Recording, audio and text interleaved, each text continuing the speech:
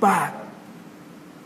Instagram, Facebook, Twitter, WhatsApp, semua akan sampai Dajjal keluar, Dajjal keluar, Dajjal keluar. Dajjal semua buat naik status. Dajjal Tuhan sekalian alam sudah sampai. Manusia sebutan ketika itu. Bila dia sampai, kata Rasulullah, dia akan membawa bersama-sama dengannya kemewahan. Nabi sebut segunung roti. Kita tak boleh nak bayang, maksudnya makanan. Apabila dia sampai ke suatu kawasan, ucapan pertama Dajjal, alastu bi rabbikum, bukankah aku Tuhan kalian? Sesiapa yang mengaku bahawa aku Tuhan mereka, maka mereka akan diberikan segala kemewahan ini. Lalu Dajjal tunjuk kepada satu bahagian tanah, maka keluarlah segala isi daripada tanah itu, emas, perak dan sebagainya. Maka berduyun-duyunlah manusia membuntuti Dajjal, kata Rasulullah, seperti mana pasukan lebah yang mengikuti tuannya. Kemana saja tuannya, ketua mereka pergi, ikut. Kita kata, Ustaz, Dajjal ni bukan dia, waktu dia keluar tu muka dia orang. Ya, muka dia manusia, rambutnya panjang dan kerinting sampai bau, kerinting, tubuhnya besar. Dan ketika mana dia keluar, mata kanannya buta dan jatuh sehingga ke sini. Dia jatuh sikit. Mata kanan ni buta dan terkeluar sikit. Tapi janganlah sampai sini. Itu zombie pula. Dia sini, bohong sangat kalau sampai sini, goyang pula. Nabi tak sebut. Nabi kata mata kanannya tersembul keluar sini. Sikit tapi Huduh lah, bukan manusia yang kacak. Seorang manusia yang huduh, dan beliau hanya melihat dengan mata kirinya sahaja.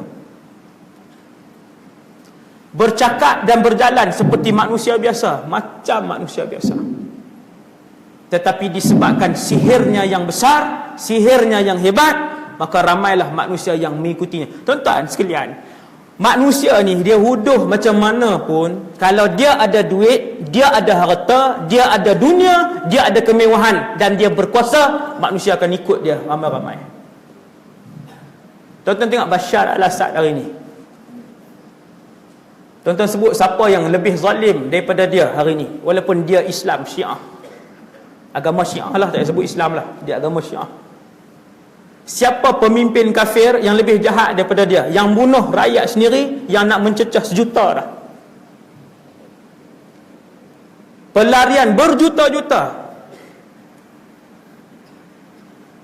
beratus ribu tentera dia yang masih sujud kepada dia walaupun dalam keadaan jahat macam tu.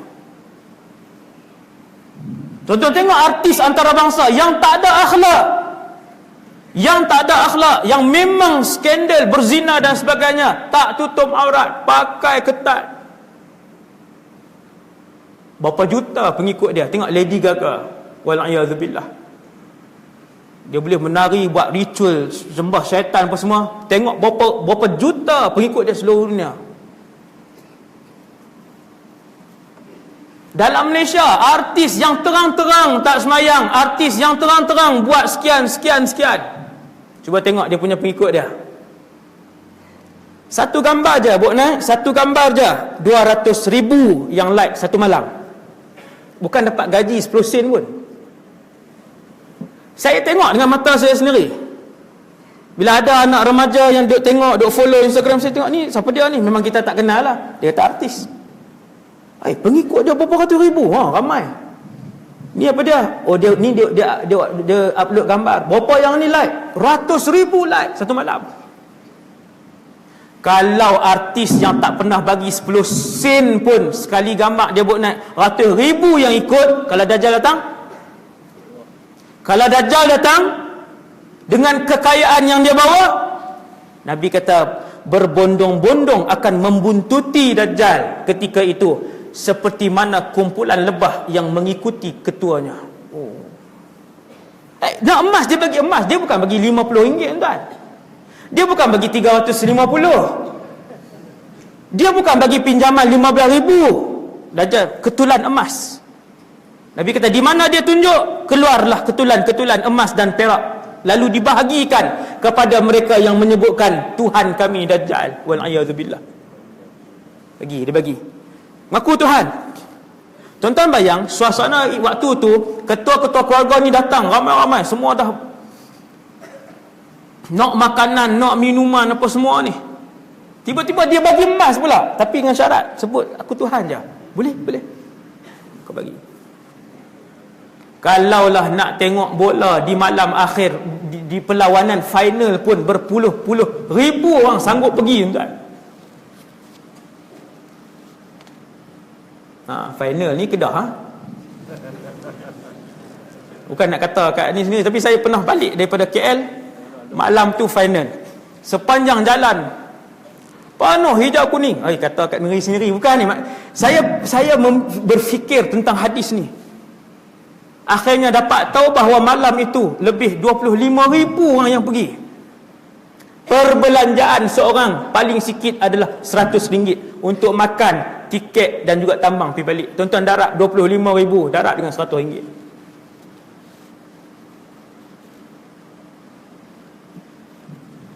2.5 juta malam tu. Itu untuk tengok bola. Mana-mana pasukan lah yang terlibat dengan perlawanan akhir ni, mesti pergi berpuluh-puluh ribu orang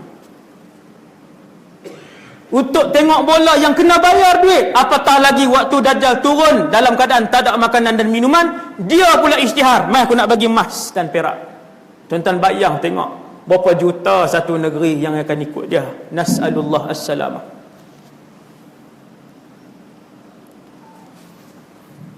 Dia sampai satu tempat, ucapan pertamanya, alastu bi rabbikum. Orang-orang yang lemah iman kesemuanya akan datang berhimpun di Dajjal. Orang yang beriman akan berhimpun di rumah. Satu rumah ada 5 orang, contoh. Adakah 5-5 selamat? Tidak. Ada rumah, anak dia pergi ikut Dajjal, 4 lagi selamat. Dia, isteri dan 2 lagi anak selamat. Ada rumah, suami isteri selamat, anak ketiga-tiga duduk dalam perhimpunan dengan Dajjal. Ada rumah, suami dan anak-anak selamat, mak pula pergi ikut Dajjal. Nabi kata, sehinggakan lelaki-lelaki beriman mengikat isteri dan anak-anak perempuan mereka. Sebab yang paling tergiur dengan tawaran emas Dajjal adalah, Nabi kata, di kalangan wanita. Emas tu tak, bukan dia tawar ni, emas. Siapa nak ambil emas? Bagi.